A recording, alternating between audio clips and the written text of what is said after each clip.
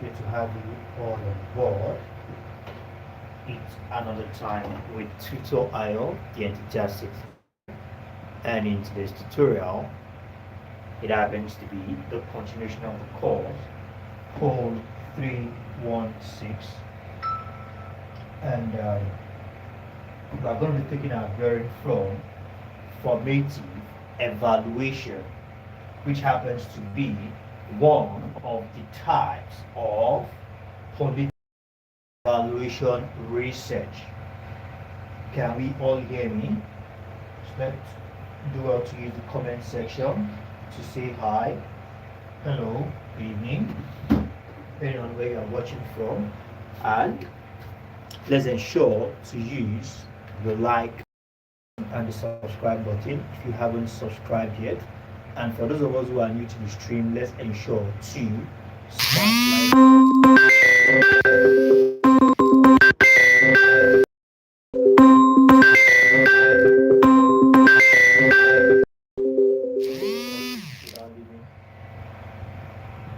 any of your courses unattended.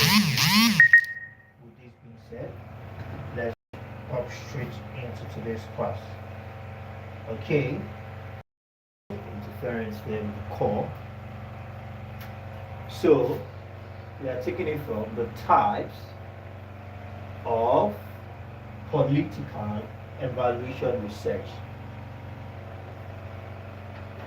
So the very first one, we have the formulative evaluation. All right, formulative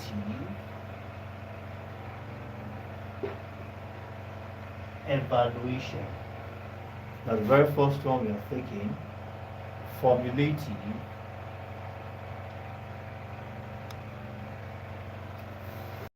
evaluation. For formulative evaluation, what are we simply referring to? But just before we talk about formulative evaluation, there are basically two prominent types of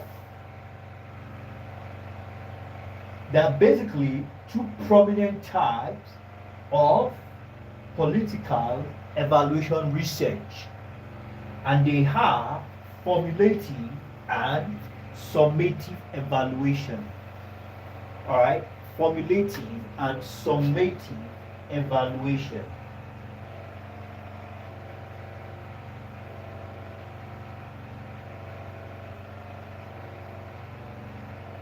Formulative and summative evaluation. Now, when we talk about the formulative evaluation, what are we simply referring to? According to Ogundipe in 2006, when we talk of formulative evaluation, all right, we are simply referring to a formulation of, we are simply referring to an evaluation which data are collected, all right, about a particular program, project, or policies while it is still being developed. It is an evaluation which is focused on assessing program, all right, assessing program quality, implementation to provide feedback and information for internal improvement without any external consequences. What are we saying here in essence? When we talk about formulative, more like a program or a situation or project in its formulative stage. An ongoing project that is open to reassessing, assessing, reassessing, and redressing, in as much as information are collected to improve the overall functionality of the event, program, or project. So the point here is, it's an evaluation of data collection of a project or program which is still being developed.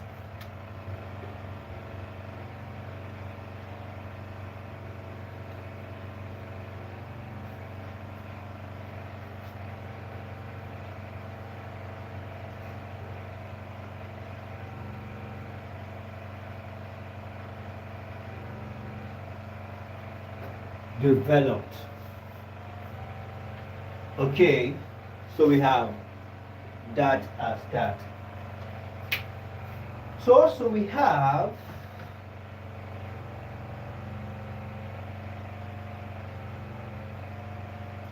the formulative evaluation includes several evaluation types. Under this formulative evaluation, it's subdivided into several types, such as need assessment, evaluability assessments, implementation evaluation, process evaluation. So there are a series of evaluations under this formative evaluation, and just like we have mentioned, but a few, they are implementation evaluation, process evaluation, assessment. All right. We also have structure conceptualization.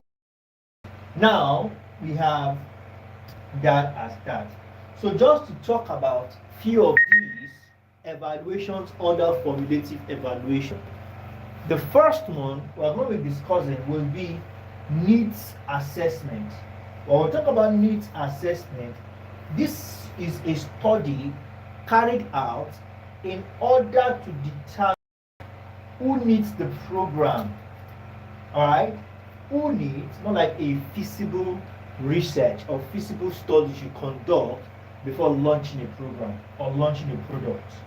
All right, that's needs assessment under formulative evaluation.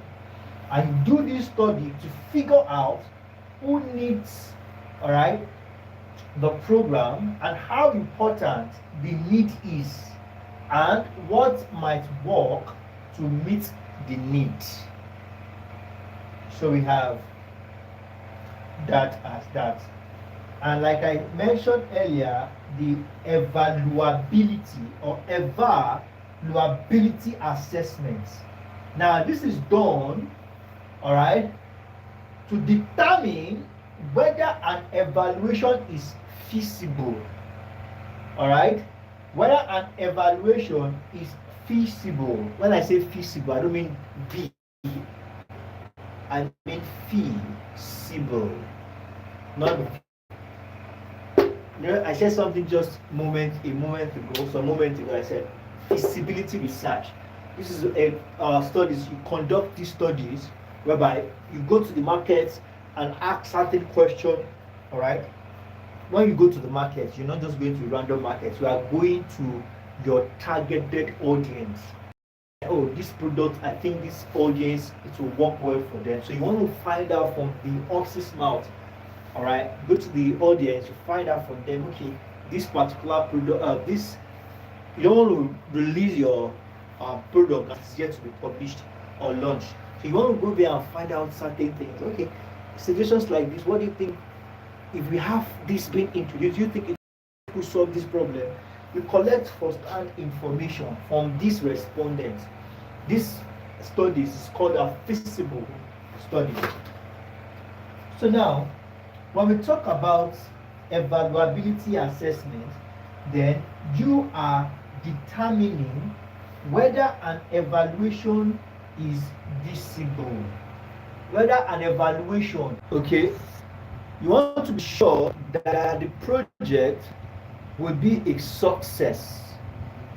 Okay, you want to ensure that the project will be a success. So we have this as evaluability assessment, and which under it, when you carry out studies to determine the presupposed audience you'll be selling to. You want to go there and find out from them, and when you will get information from them, so it will even help you develop the project more, so that you can hit the nail on the head by meeting their specific needs. A consumer is getting a product because the consumer is convinced that the product can help solve his or her need, help solve their need, help attend to their needs. So we have that as that. So now let's go straight to summative evaluation.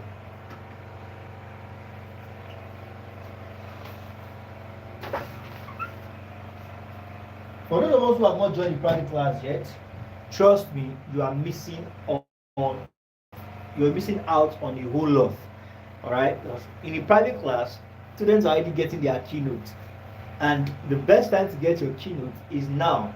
So you can use them to begin to prepare for your forthcoming exams. Now, for the summative evaluation, now it says here that this is a research designed to provide information on program impacts to external agencies. All right, here is more of impact. Here is more of the developmental stage. All right, so now we're done with the developmental stage. So what is the impact of this project based on its proposal or based on its projection?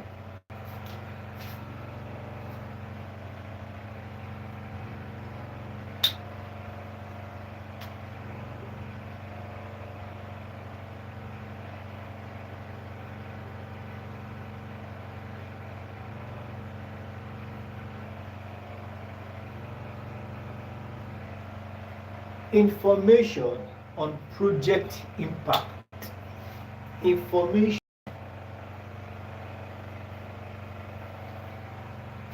on not of information on program or project impact. So we have that. It is done or carried out after, all right, done or carried out after the program or project has been fully developed. All right, so basically they are opposite each other. This is done when the project is fully developed.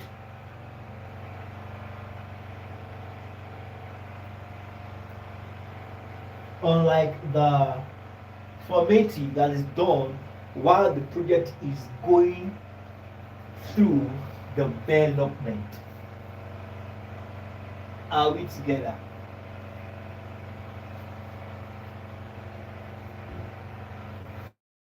Okay, so we have that as that. Summative evaluation enjoys the advantage of keeping stakeholders informed and satisfied. Definitely, we are talking about the impact. So what else are we going to be discussing if not what the stakeholders are willing to hear? So it says here that it can be subdivided into different types as well. Now we have the outcome evaluation. Here we have the outcome evaluation. This investigation is carried out to determine whether the program caused effect on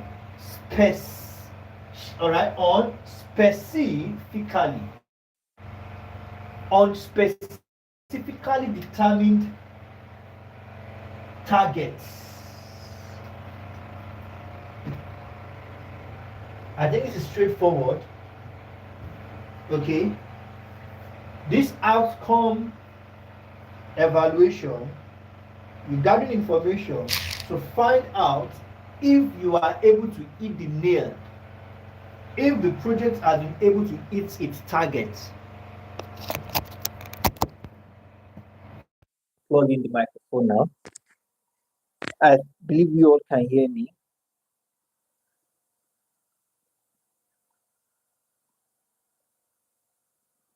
Can we all hear me?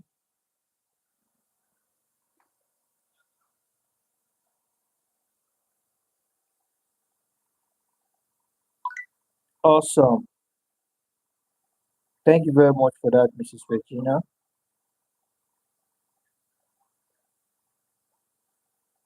Now, also, having known the outcome, all right, having known the outcome evaluation, the next thing on the list now,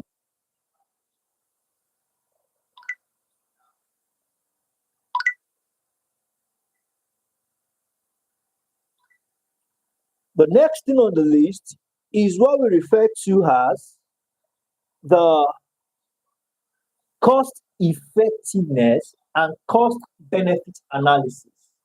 Definitely, you want to be sure how much this project has cost to even determine if you are making profit or you are at loss.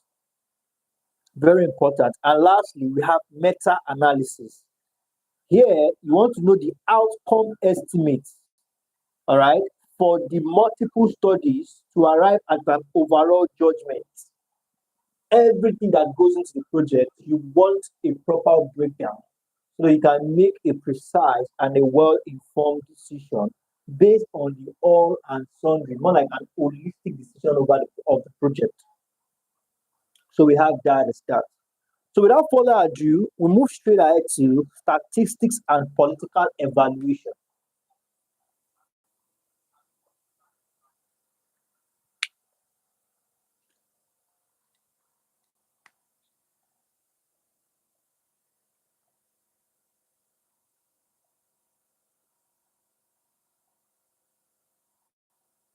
Now, we know what political evaluation is already, but we haven't talked about statistics in the course of this course. Now, by now, the word statistic or the term statistics is not new to us. It's a word we've come across in our 200 level first semester, 200 level second semester, either of these semesters. So we already have an idea what it means by statistics already. All right, but just to refresh our memory, we're going to touch on what it means by statistics real quickly. When we talk about statistics, what are we simply referring to? Okay, we are referring to, all right, statistics is used in singular form. Now, let's take it from this angle. One thing we need to know according to this course is that statistics has two meanings depending on how it is being used at a given time. Two meanings are attached to this term. All right, two meanings are attached. Now, this which is being determined according to the context of how it's being used. When statistics is used in singular form, it means the discipline of science which deals with collection, classification, analysis, and the use of numerical data. So we have single,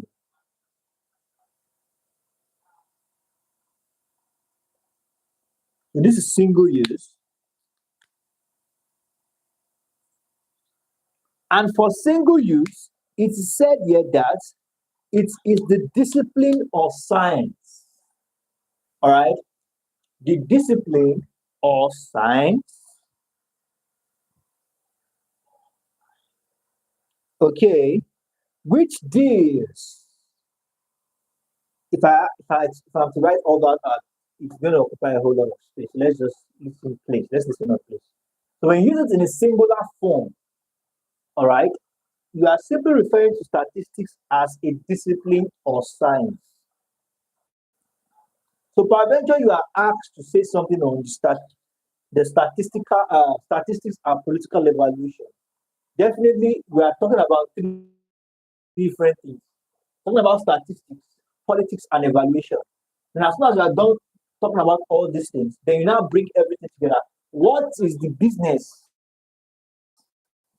or what is statistics doing with political evaluation? You can still do it this way. You can talk about statistics, political evaluation. All of this will be discussed in detail. So it shouldn't be a problem. But peradventure, or you find it difficult to still comprehend, do not to reach out to me personally.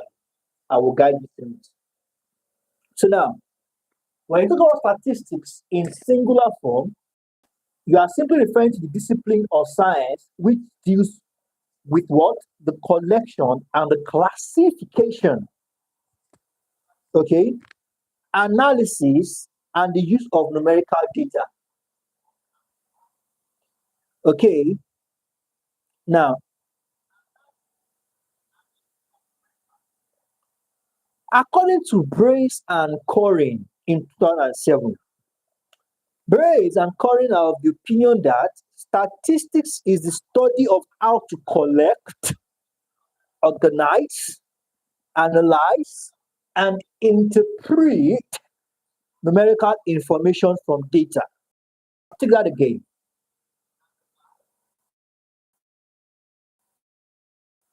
All right.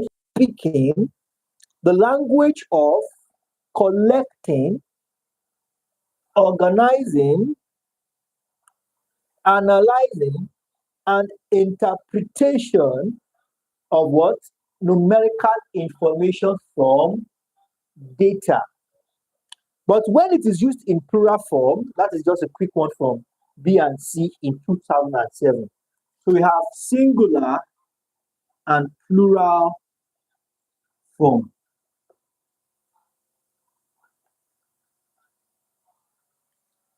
So when we use statistics in plural form, are we together? Just a moment. I want to highlight this with you.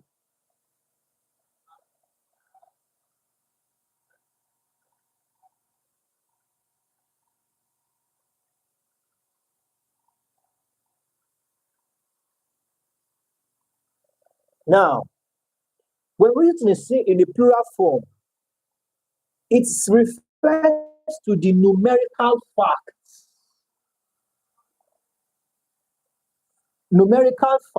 about data themselves. So both, now let's get this straight. Both these numerical facts, okay, but based on the definition, this is more of micro, and this is more of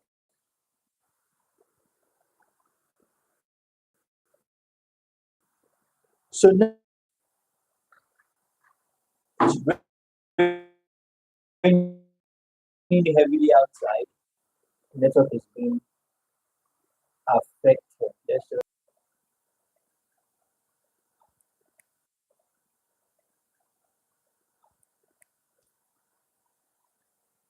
Can we all hear me? So now, so like I said, it is more of micro here because you can see that there's a proper dissecting.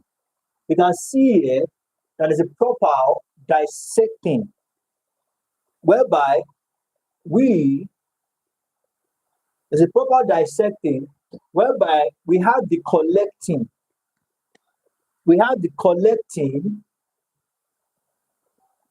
we have the analyzing, the breaking down into pieces, bit by bit, to do Payment what? To received in collect OPay. numerical data.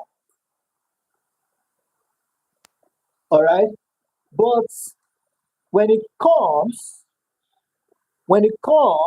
to the plural form, you are considering it from a bigger point of view, whereby you are talking about the population, you're talking about the age, GNP, voters, and so on and so forth. So we have that as that. So let's quickly talk about the types of statistics.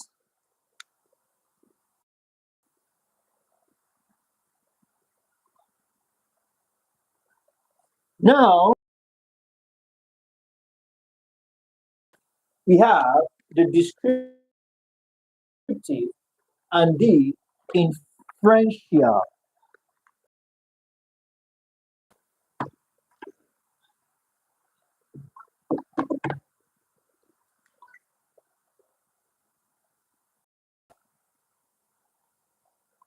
also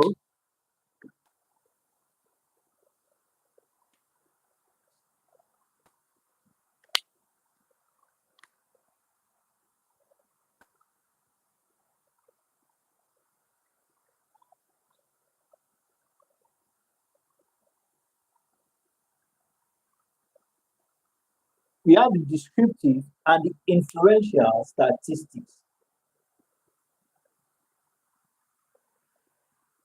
We'll talk about the descriptive statistics. Here, statistics are quantitative tools.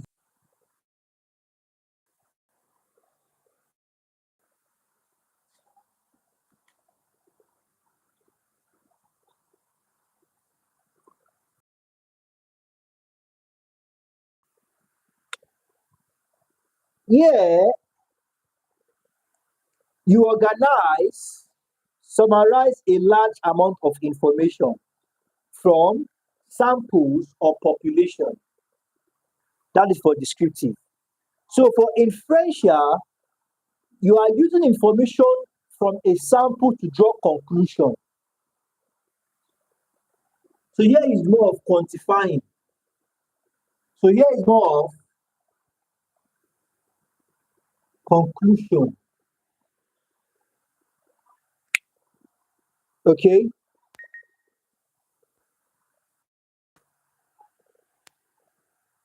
So there are some basic types of inferential statistics. All right. There are some basic types, and they are the t-tests. All right. For significance differences between mean of the pendant, that is the uncorrelated. We'll get to that in due time. All right. And we also have the simple regression analysis. These are some. We also have the ANOVA. That's analysis of variance, ANOVA. All these are under the inferential statistics. So we also have the importance of statistics. What are the importance of statistics in political evaluation? Some of the importance are statistics is okay, is the best option when you are dealing with numerical data, when you need to analyze the central element of political evaluation. Now, it is particularly useful when you deal with issues that have value on numerical measurements. So we can say that indeed, statistics helps to understand complex situation and make decision. It is a decision-making tool, simple and straight. So we have that as that. So from our next class, we'll take it up from the concept of measurement. But even though we are unable to finish this course this week, maybe just one more class by next week, and we are done with the course. Thank you very much, everyone. I believe you are able to finish this class. You have a wonderful day, and bye for now.